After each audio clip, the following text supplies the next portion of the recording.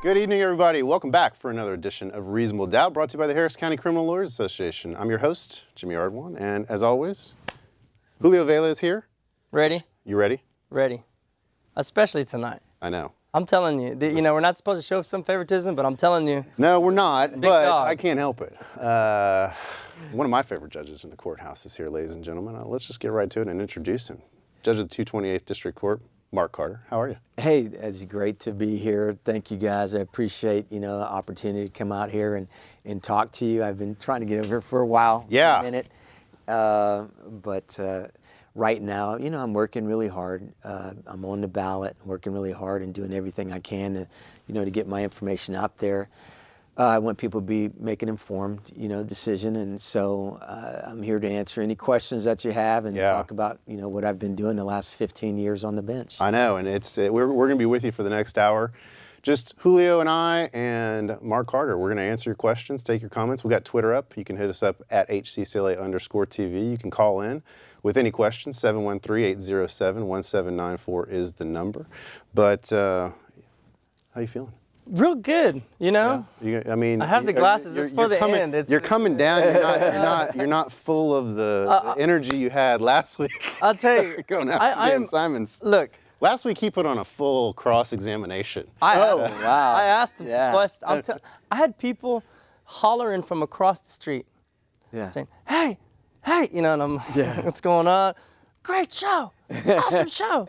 A number of the judges pulled me aside and said, "Great show." I mean, it was good. But I'm pumped that you are here, and So speaking of the juice. Yeah.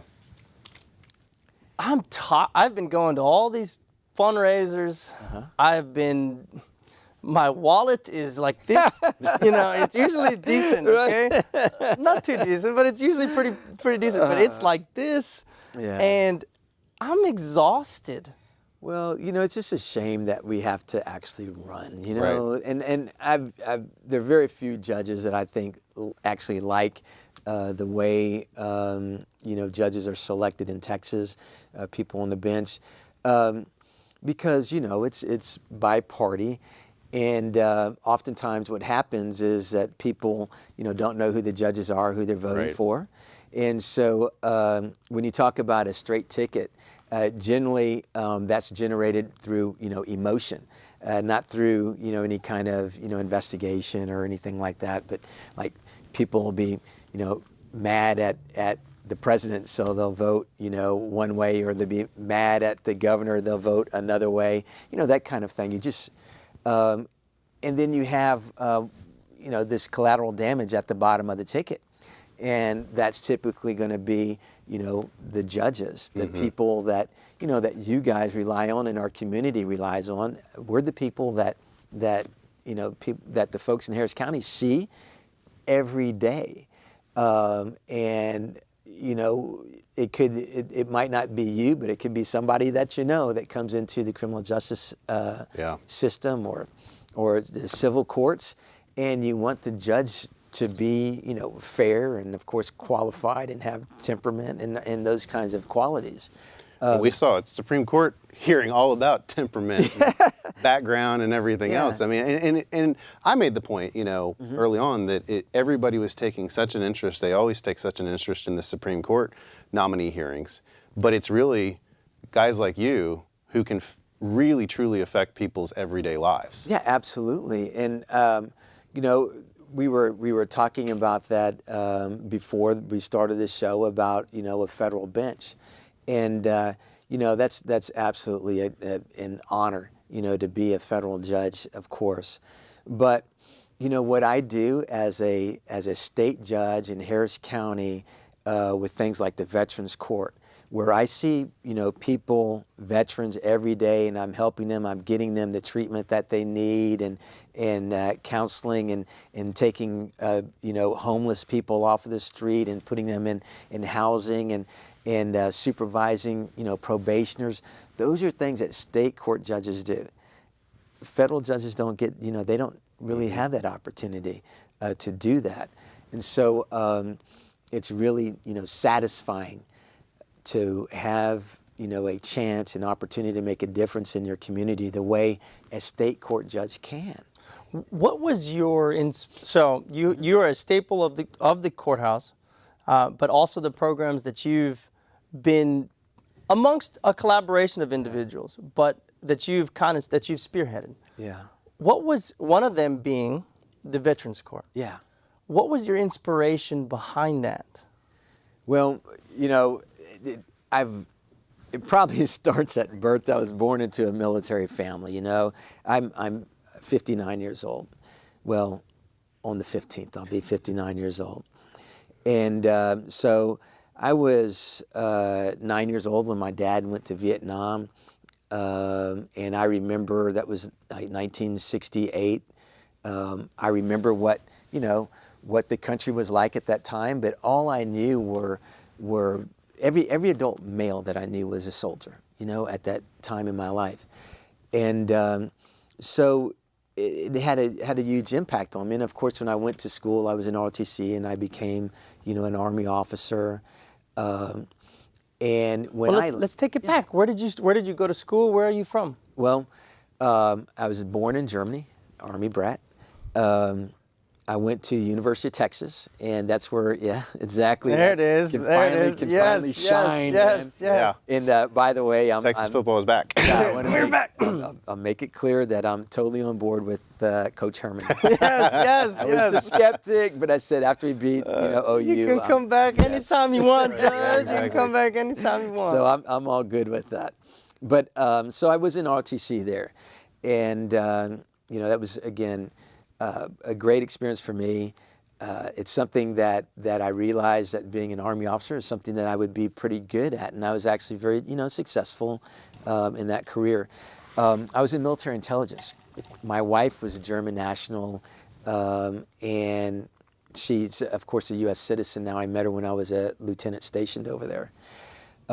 So when I made the rank captain, I decided that that I would do something other than the military. It was a family decision. And the funny thing was that experience getting out is kind of hard to explain, but I really did have like a sense of loss, a sense of grief. I go from this job where have 250 soldiers underneath me, and we're doing intelligence operations in Cold War Europe. And everybody's got, a job from private to, all the way up the chain, and, your family. And you're not just doing your mission, but you're taking care of your soldiers, their families, you're making sure they're fed, you're making sure they're housed, their kids, everything, that's how the military works. So you have this sense of unity, and what I call it's you become a tribe. And, so what happened when I left the military, I didn't realize it, but I was like leaving my tribe, okay? And so I had this space where, I didn't know what I wanted to do or really who I was. And so it was a conversation with my father. He's like, well, what is it that you'd like to do? And I said, well, I always thought about being a lawyer. And he said, well, there you go. So that's how I ended up going to Texas Southern. Went to law school at Texas Southern when I left the military, and I clerked for Judge Hoyt after law school. He's always been somebody that I've looked up to. One of the things that I learned from him and that I'll always carry with me is, the way that he treats people in front of him. You want to talk about somebody with judicial temperament. Oh my goodness. I remember one day after a very contentious, sentencing, and people were mad and angry at the defendant. And I remember Judge Hoyt walking out and he looking at me and said, there go I, but for the grace of God. And, and that's it. That really is the key. And so that's the kind of concept that people need to take to the bench is, you're not any better, you're not special. It's just that your circumstances are very different. But, but for the grace of God, you could be in a completely different situation. I think there was a movie about that, Trading Places. Yeah, right. Kind of proved the point. Yeah, $1 in Mortimer. Yeah. Yeah, Mark. You mentioned your father. What kind of impact and how did that play about where you've come and now on the bench? How does that play into your life and decisions? Yeah, absolutely. My father was a career Army officer, and he was, when he left the military after he got out after 18 years because he had a disability in the service. So he had an early retirement, a medical retirement. But he spent, I want to say from a good part of my life, he went from having a cane to in a wheelchair, and back in the 70s, you didn't have curbs that were made for wheelchairs and all these. You didn't have, you didn't have parking lots for handicap or anything like that. Those things didn't exist. And so my father, he was born in the 30s, in a segregated America. And, one of the things that he said was like, I spent my entire life, fighting for equality. And now, I'm in this minority group that anybody can be in at any moment, and I just, it's like, you just get this really sense of, I learned, compassion from him. I grew up in a house where my father told us that he loved us, and that's not something that was really common back in those days, especially from a soldier, right? Right, sure. But and this really started when he came back from Vietnam. When he came back from Vietnam, he was a much kinder, gentler person than I remembered him leaving. Interesting. Yeah. And because of Vietnam, I mean, that was the real first generation of returning soldiers that really had trouble reintegrating into society. Well, they didn't come back the heroes that came back from World War I, World War II, and Korea. Exactly. Yeah. And so they, the way the country, had looked at this generation really wasn't fair. So, when I first went to UT, I did not want to be in the military. I'd seen that, and I was like, no. This was 1977. I was like, no, I don't think so. And then after my first semester, I went back home. My dad saw my grades, and he said, you know what? Maybe you should just enlist because you're not ready. You're not ready. And so I made a deal. I was like, well, how about, if I just go into ROTC? And sure enough, I went into ROTC, and I was like, man, this is where I belong. And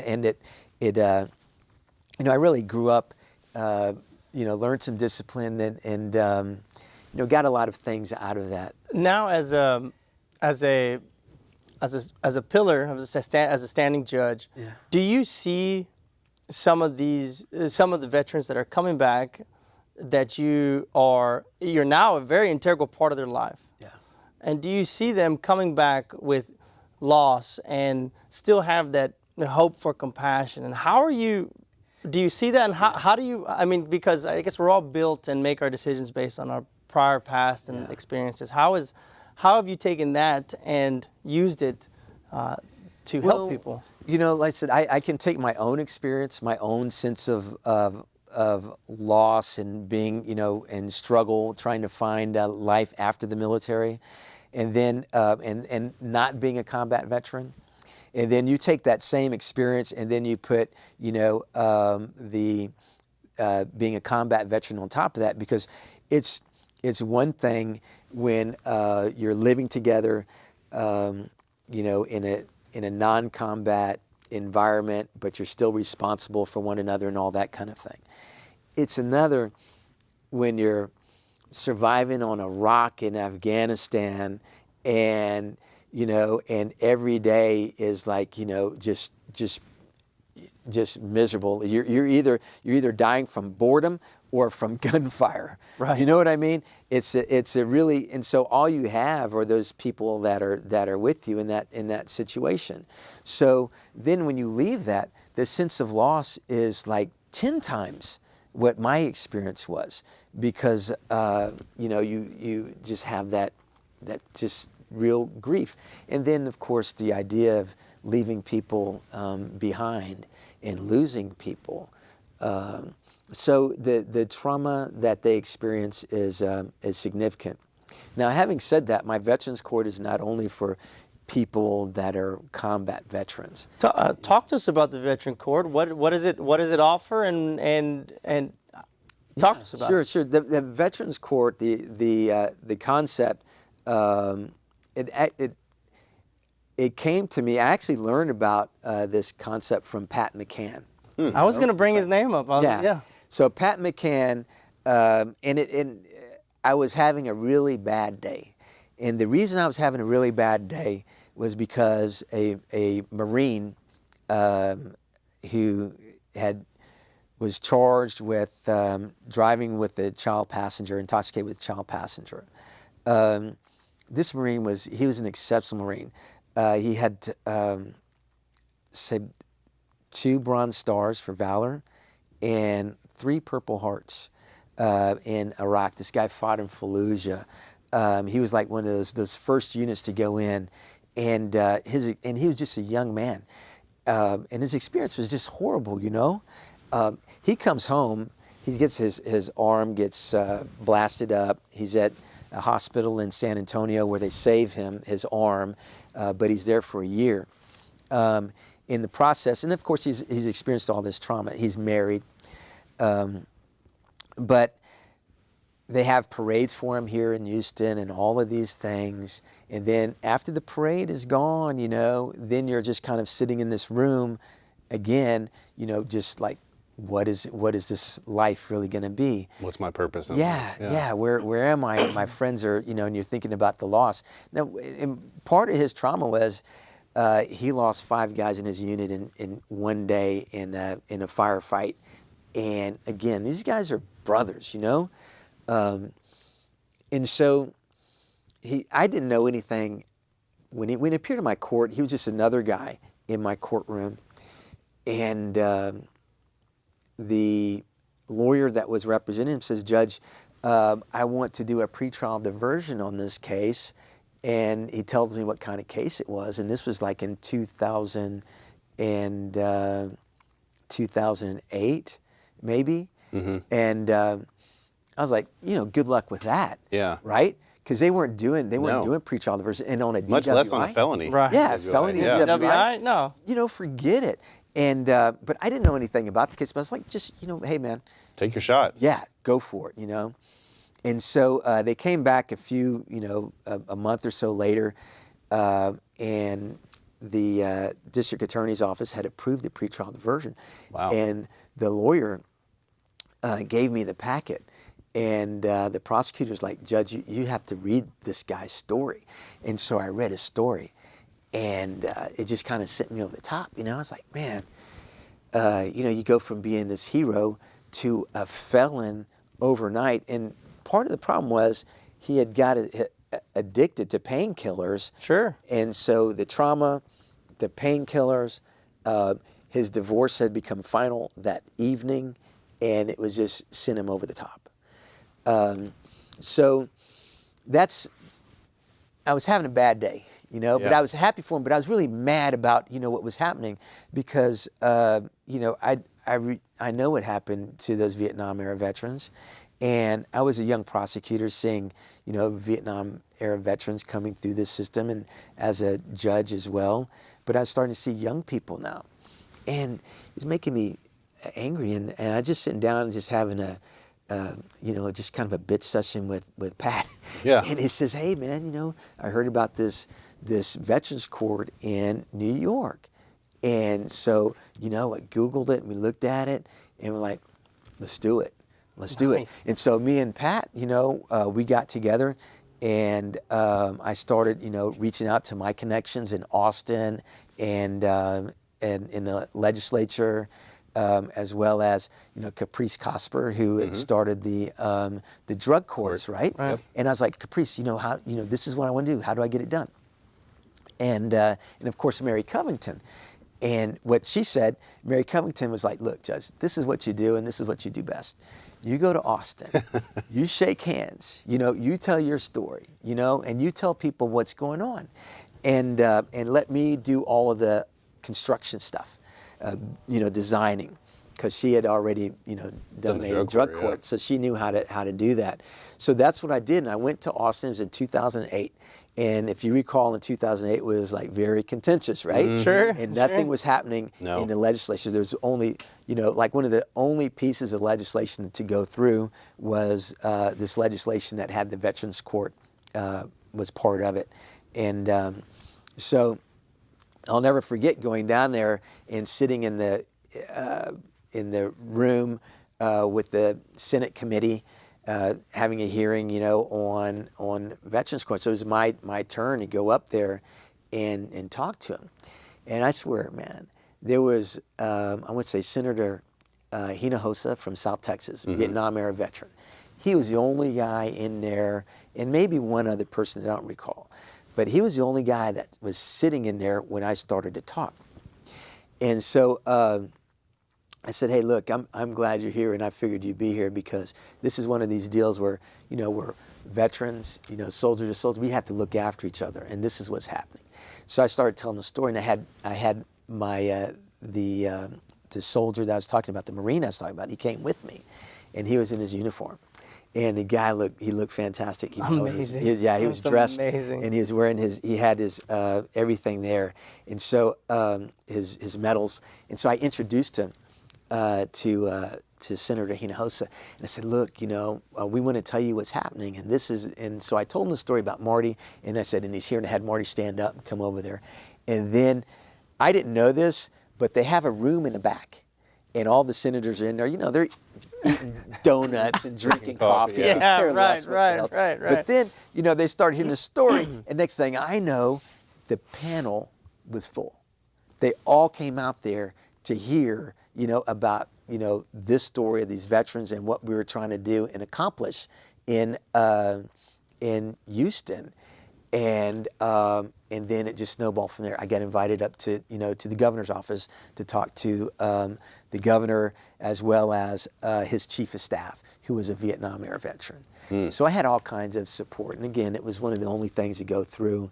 Now that Marine is doing wonderful. He's remarried. He's got a house full of kids. And in fact, I presided over the wedding ceremony, and that was really great. But the court itself, So let's talk about the court. Okay. Is it okay? Let's take a phone call real quick. Oh, yeah. I'm sorry. So let's jump in before we talk about the court. Hello, thanks for calling Reasonable Doubt. Hey guys, it's Murray. How are y'all? Good. How are you doing, Murray? Hey, Murray. We're waiting for a seat. We're waiting for you, man. We had an open seat tonight. You could have come on. When I called in, my son said, "Are you going to crank call the show again?" I'm like, "No, I I'm cool." So I love Judge Carter. I get the honor of practicing in his court on a frequent basis. And I wanted to ask him about when he won the William H. Rehnquist Award for Judicial Excellence. Yeah. And how he got nominated and what that whole process was like, including the award ceremony. I'm going to hang up and listen because I know about feedback and all, but I did want to hear about that experience. Thanks for the call. Good to hear your voice, Murray. Yeah. Take care, guys. Thanks, Murray. That's a great question because it ties into this conversation. Yeah. The Rehnquist Award is given to one judge one state court judge in the United States every year. So what happens is all 50 states, their chief justice of that state will get nominations, and then he will select a person to send forward to the Chief Judge of the United States, Chief Justice Roberts. Chief Justice Roberts then makes a selection. So it is an award given by the National Center for State Courts, and it's a wonderful award. Absolutely. they give it to one judge in the country every year, and one state judge. And I mean, you're talking about thousands of people. And I had no idea about this. I had a colleague that said, "Hey, I need you to give me a resume and to tell me, tell your story." And so I was like, "What's this for?" He said, "Look, I can't tell you, but just do it." So I did it, and of course it goes up, and I get nominated by Chief Justice Heck. And then it went to, and I didn't know, but he sent that to Chief Justice Roberts, United States Supreme Court. And I was selected that year. And the award itself is for judicial excellence. In this particular case, it had to do with my work, with veterans. And I don't know if people know this. I know you guys do, but the general public doesn't know that things like the Veterans Court that I do, it's extra, it's volunteer, it's pro bono work. It's I don't get paid extra. It's time that I make out to do and be there. And so they recognize that. And so it was really, really wonderful. I get this phone call, and they tell me that I had been selected, and I didn't even, I was like, what? Selected? Yeah, Who nominated me? Yeah. Yeah. And so then I learned all about it. It was great.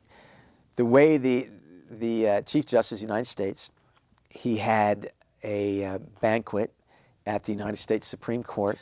And so I sat, at a table with the Chief Justice, and there were all of the state Chief Justices there, and all of the members of this organization, and it was in the halls of the United States Supreme Court. I got to invite some very dear friends who were there, and of course people from my court that helped make it possible. Pat McCann introduced me. And then I was able to give a speech. And in my speech, I talked about how important it is, jail diversion programs. I talked about, jail overcrowding. I talked about, the war, and how one of my main problems with this war is that, we go to work every day and don't think about it. Mm-hmm. When I was a kid, and my dad was in Vietnam, it was on TV every day. You didn't go a single day without hearing about the war. One side or the other. People were either protesting it or cheering it, whatever. But it's like everybody had skin in the game. And that's the problem now. It's like, nobody has skin in the game. And so that's why it's just dragging on and on and on. Because really, the only people that have skin in the game are the people that are over there fighting. Yeah. And that's just a really bad formula in policy. I don't know how it ends, but I know that's a distraction from the award. No, but I can't get over it. I'm passionate about it, and sometimes I have to check myself because I have to check myself about, am I hearing everything, or am I being biased?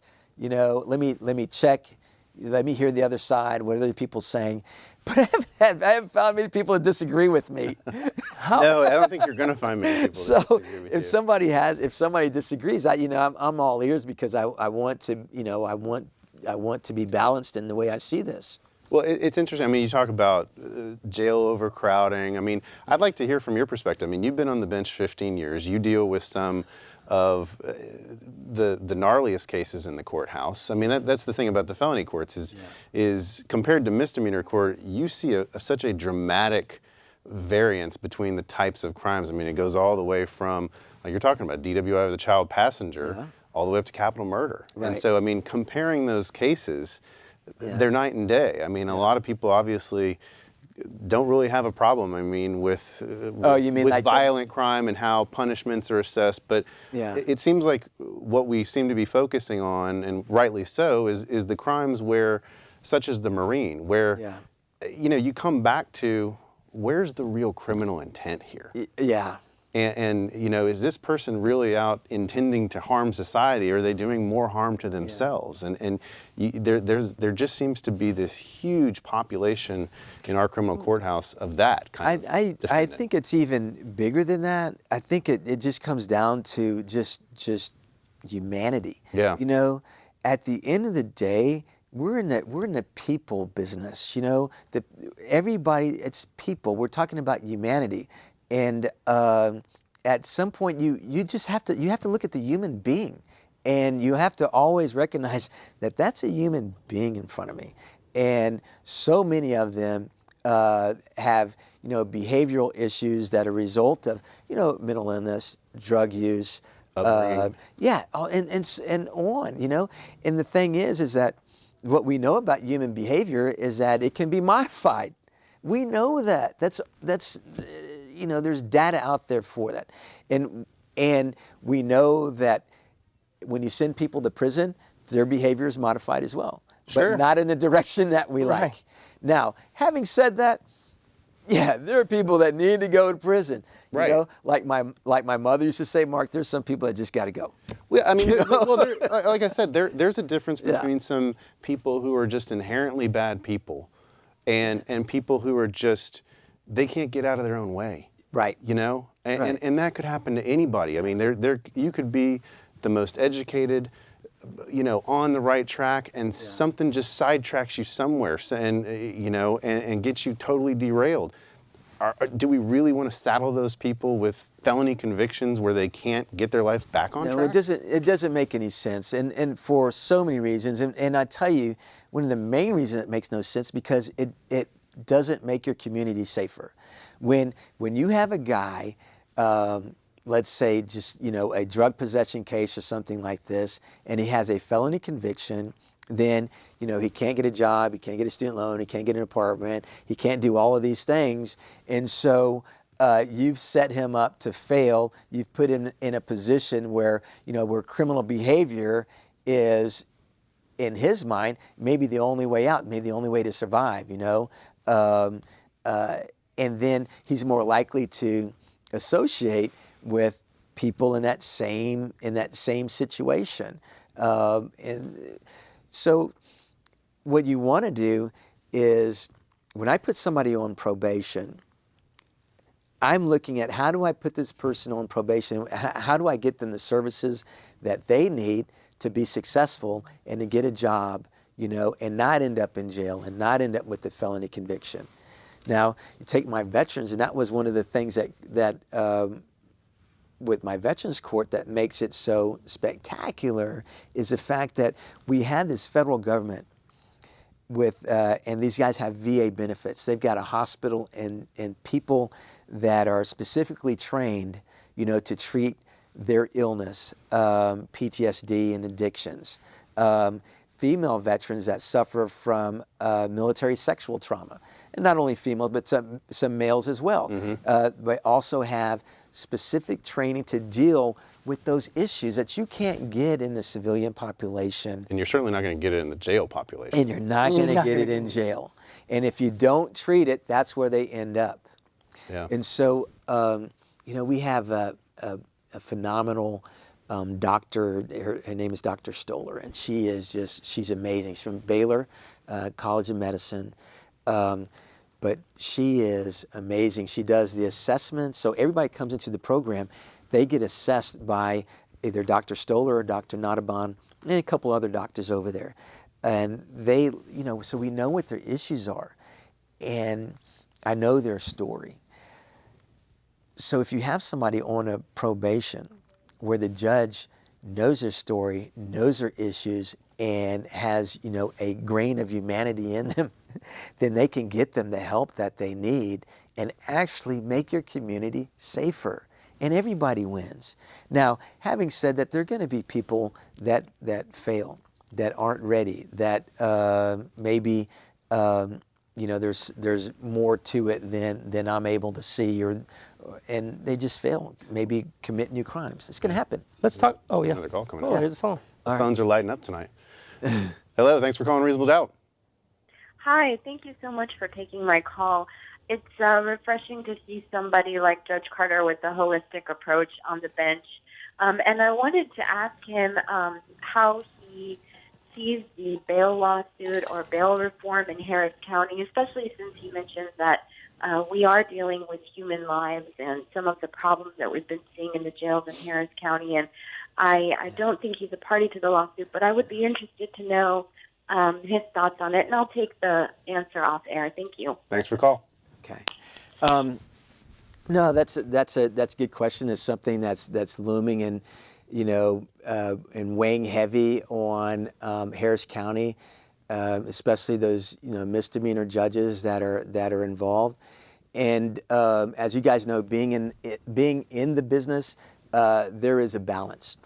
And this is the other thing that we know. It's true not only with the criminal justice system, but it's pretty much true in life. If you're poor, you're gonna be at a disadvantage. Mm-hmm. I don't care if you're talking about education or what. And I don't think that there's ever going to be a system that's going to make that can correct that.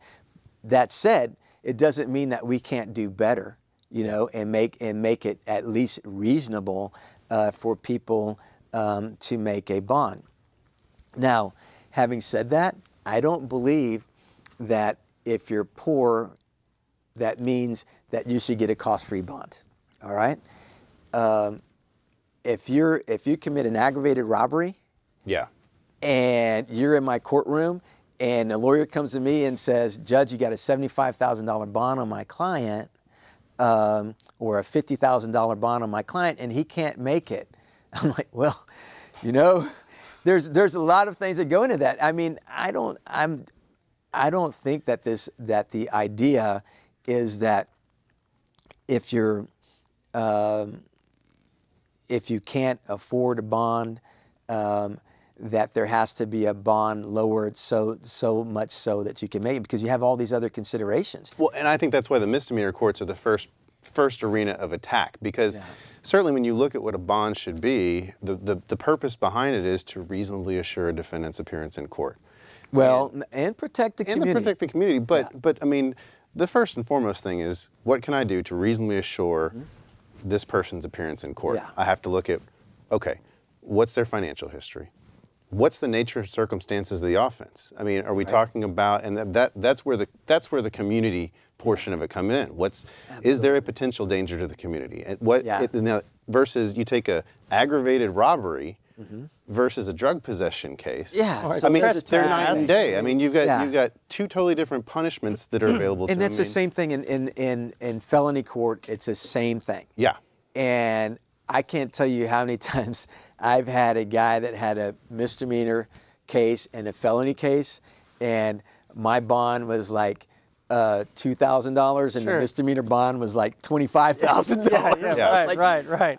But I've never been a misdemeanor judge. I don't know how that works and why that is. But I mean, I think that's why the misdemeanors are the first area to get attacked, right? Yeah. Because the punishment range there's not as wide a punishment range. I mean, it's 6 months for a Class B, 1 year for a Class A. Yeah. So we're not talking about a great disparagement in punishment, where you're actually looking at what's the potential punishment ranges they're looking at, the nature and circumstances of the offense, the need to protect the community, you're having to balance all these factors.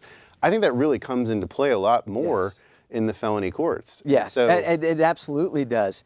Now, I think that the result of Judge Rosenthal's result was correct in that it definitely discriminates against the poor.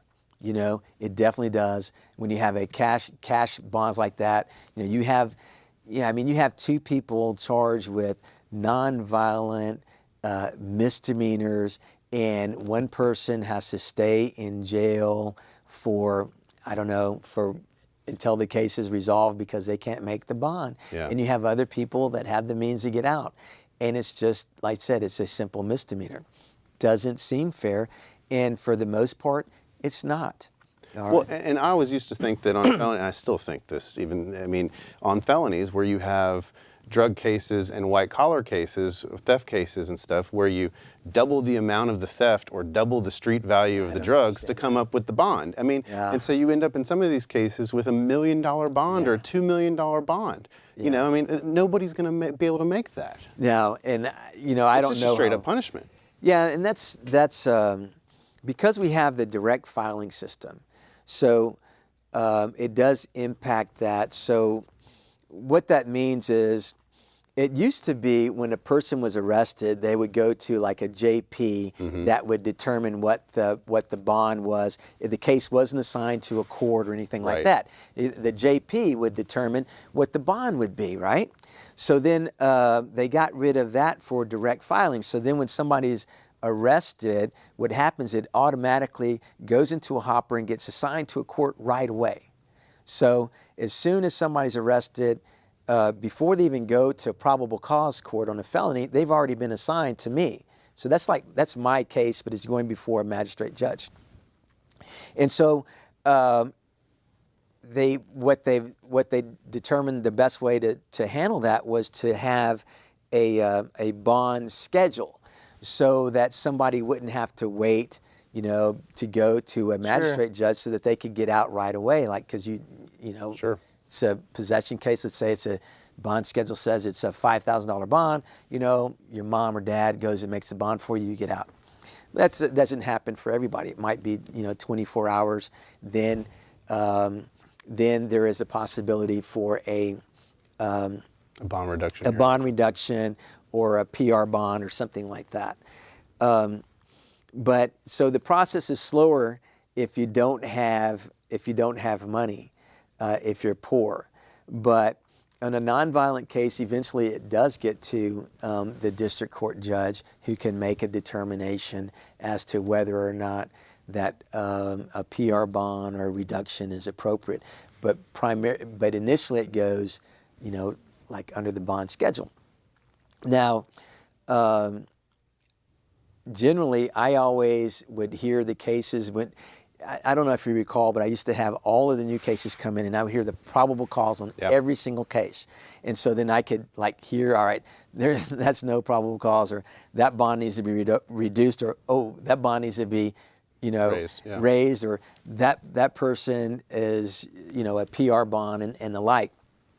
But now we have a system where we have the RIC court, their reintegration court, so people are automatically get a PR bond.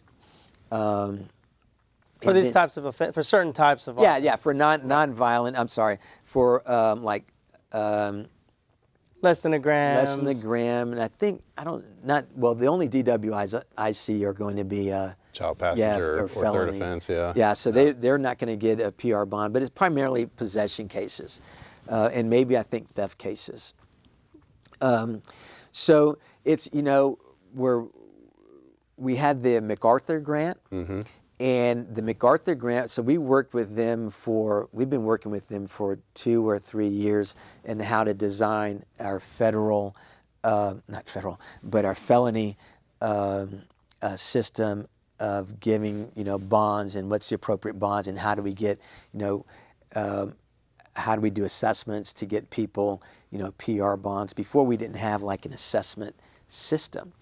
So when we didn't have that, then I would say, well, have them come in, I would hear, and then I would determine if it was a PR bond, because I could do an assessment. Those things that we talked about, ability to pay, likely to reappear, and all of those kinds of things, and then do the PRs. It wasn't a problem. Did it for, I'm pretty certain I probably gave more PR bonds than anybody in the courthouse. I wouldn't doubt it. Under that process. Yeah. But there's always a better way to do things, and I don't have all the answers, and I'm certainly open to making what we do better. And that's why we invited the MacArthur people to come in, or actually they selected us because of how big it is and our willingness to participate with them. So we work hard with the data, and try to get the right result. Sorry. Well, we got another call coming in. Let's hit the phone lines once again. Hello, thanks for calling. Yeah, thanks. I'm a defense attorney, and I practice in front of Judge Carter several times. I wanted to ask his opinion on something. I have kind of a broad question and then a more specific question. The broad question is, Judge Carter, in your vast experience, is there something that you would like to see the legislature change in the code or in the penal code or the code of criminal procedure? And my more specific question about that, my axe to grind is, what do you think about, do you have an opinion that you can share with us about the 25 to life, the true habitual statutes, and particularly in cases where they're I thought you were going to ask me if I believe marijuana should be legalized. Okay, well, I have a third question now. But specifically on the 25 to life statute, you have someone who gets a 2-year sentence on a PCS for possession of controlled substance case, and a few years later they get another one, and then they pick up a third one, and just if you have any thoughts like that, you can share with us. I'd be curious. No, you know what? Thank you. Again, that 25 to life statute, that's again one of those things that I'm talking about when people and politicians make decisions based on emotion. We've got to be tough on crime, so let's make this this really draconian type of law that says the minimum is 25 years. And it's so it really doesn't make a lot of sense. But having said that, prosecutors have discretion. And when you have an office that uses that 25 to life as a scare tactic and those types of things, and then if you have a good case, you feel your client is not guilty, but they're saying, well, if you go to trial, we're going to have these enhancements, and if you lose, he's going to be looking at 25 years, and he's going to be fighting his case from behind bars. That's not me, but I don't have the power to make that decision. Right. I can say that I think that the district attorney's office is more aware and I think how we say more using more discretion on when to apply that 25 to life statute. I personally think that that it works if you've got a really bad offender that should do no less than 25 years. And there are people like that out there. Yeah. But I know that, and I think that in the Chronicle they talked about a case the other day, a fellow who was a 25 to life case. And so the district attorney's office was fine in coming to me for punishment. And I told them, I'm not sending this guy to prison for 25 years. I'm going to give him probation, because that, to me, it was a probation case. It was a drug case, and I gave him probation. And I want to talk to you about people that are in recovery, and these things will make sense. But no, it's interesting you say that, though, because, I mean, a lot of judges, both in state court and federal court, they have certain quirks that they say, you know what, I'm just not doing this, or I'm not doing this on everything. I've never heard you say that. I mean, you've always been like, bring me things and I'm going to be open to listen to whatever ways that you might suggest, and I have my own ways I might think about it too. Yeah, well, I mean, this planet is way too vast and expansive for me to have, to cut it off like that. You never know, what kind of things might come in front of you. So if you have this policy, and then you have a case that it doesn't work, well then, what do you do? You box yourself in. Yeah, you're locked in, and it doesn't make sense, and you soon recognize that your policy is really bad policy. So this particular case, though, I gave him a deferred, and he was working in a program. He's working really hard. He's doing really well. And then Hurricane Harvey hit. And so this guy was in recovery. And what you have to understand, and this is a thing that judges should understand about addictions, know the difference between, sobriety and recovery. To do this business, you have to have some understanding of addictions. And this is what I can tell you, is that a person that is in recovery is going to be your best employee. They're going to be there on time. They're not going to make any excuses. They'll hold themselves accountable.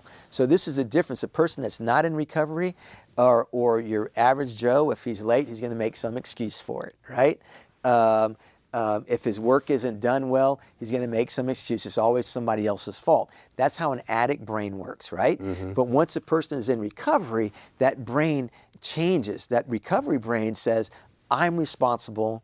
If I don't do a good job, it's not Jimmy's fault. It's because I didn't do it correctly. If Jimmy's mad at me, I don't need to be mad at Jimmy. I need to look at myself and ask myself, why is Jimmy mad at me? And fix that, because you recognize that I don't have the things that I have control over, or those things within me. I can do a better job. I can't change you. I can't change you, but I can change me. And that's what makes people in recovery your best employees when they're in recovery.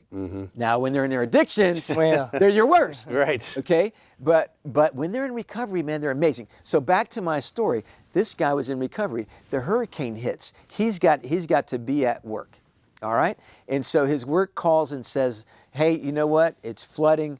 You don't need to be here. It's flooding. It's dangerous, whatever. And he says, no, I love my work. I want to be at work.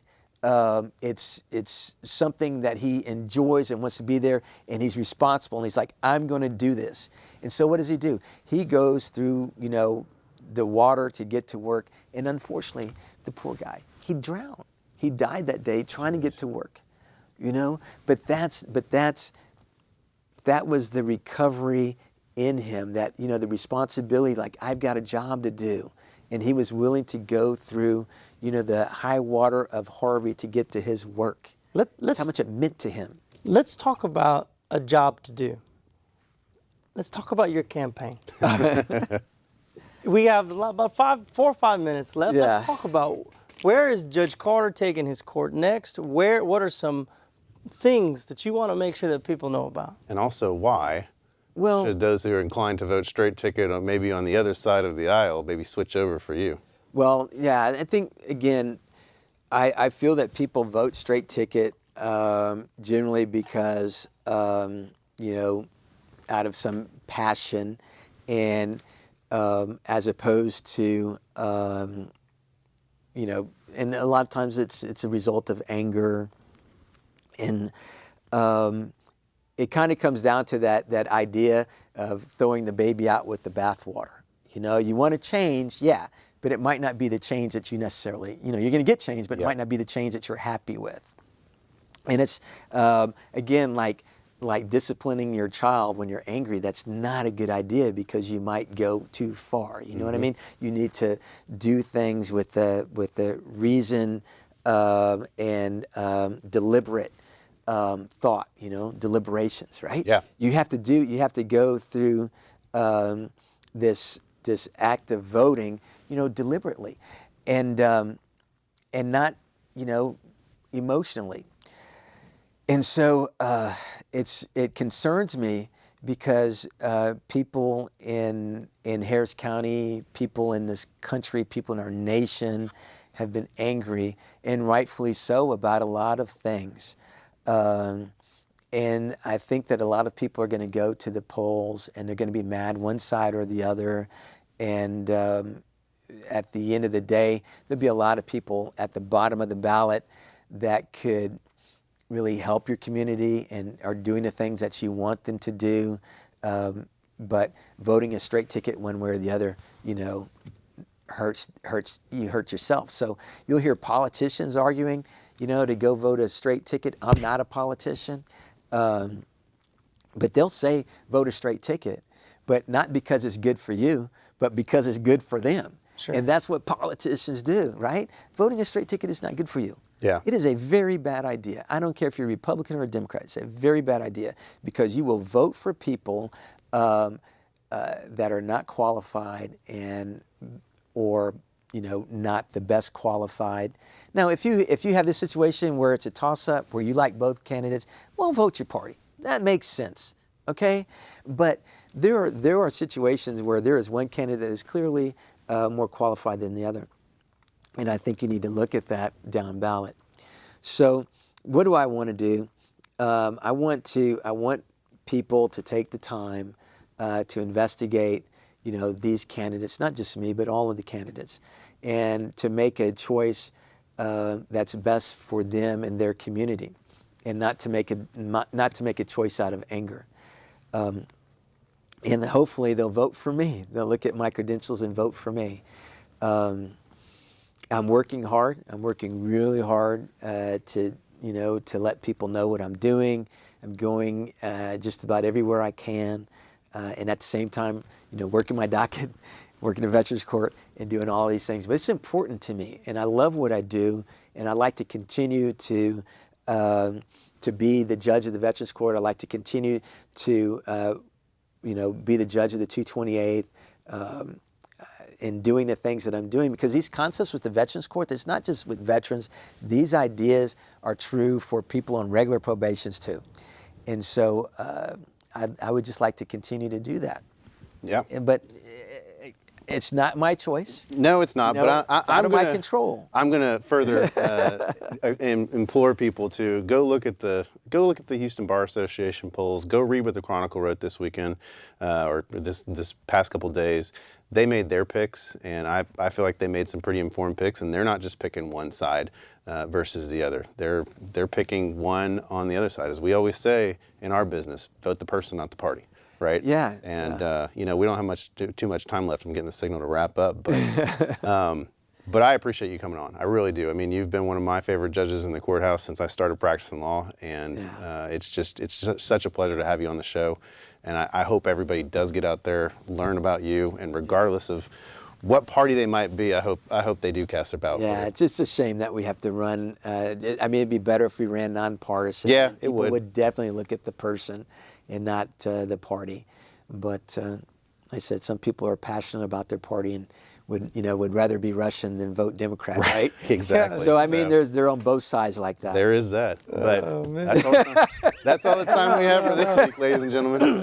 For my co-host Julio Vela and our guest, Judge Marc Carter, the 228th, hook 'em horns. All right. And good night, everybody. We'll see you next week. There it is. I have to. They've been winning ever since I put the